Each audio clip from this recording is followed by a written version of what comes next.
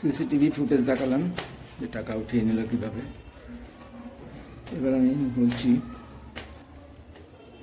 যেদিন প্রথম আমাকে ডেকে চিকনের ঘরে সকালবেলায়, আমি হাই ভ্যালু কাউন্টারে কাজ করি এবং অবশ্যই সবসময় মনোযোগটা ঠিক রাখতে হয়।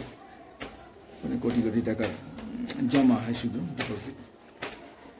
সকালবেলায় ডেকে আমাকে চেম্বারে ডেকে গিয়ে দেখি চিফ ম্যানেজার আছে বিশাল কুমার, ম্যানেজার ছিল পার্থ চক্রবর্তী, যে নতুন এসছে, যার কথা আগে বলেছি যে প্রথম দিন ফুটেজ দেখেই অনেক বাজে কথা বলেছিল, এবং আরেকজন নতুন অফিসার, পরে জানলাম যে উনি ম্যানেজার ব্যাংকের আরেকজন অফিসার। এরা আছে। আমাকে যেভাবে কথা বলা শুরু করলো, আমাকে 38 মিনিট ধরে বকাঝকা, অপমান, চূড়ান্ত এগুলো ভয় দেখানো, কথাগুলো ভালো করে শুনতে বলবো সবাইকে।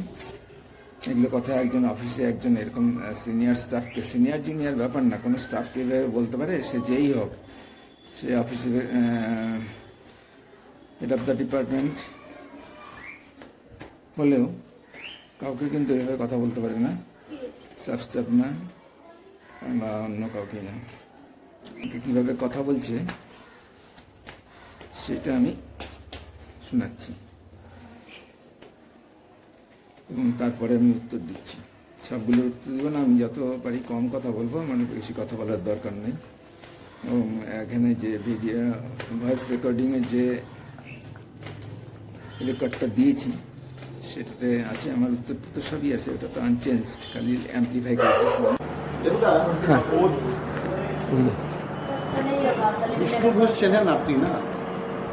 হ্যাঁ, এখানে এসেছিল যে সে দেখেছি। উনি আমাকে একটা কমপ্লেন বলে দিয়েছেন, বলেছেন আমাকে থানা থেকে বারবার ফোন আসছে, আমাকেও বলেছেন, ওনাকেও বলেছেন। আমি অলরেডি সকালে এসএমই ডিপার্টমেন্ট এলএচওকে জানিয়ে দিয়েছি, ঠিক আছে? তো আপনার দিক থেকে কোনো ট্রিগারিং হয়েছে থানাতে?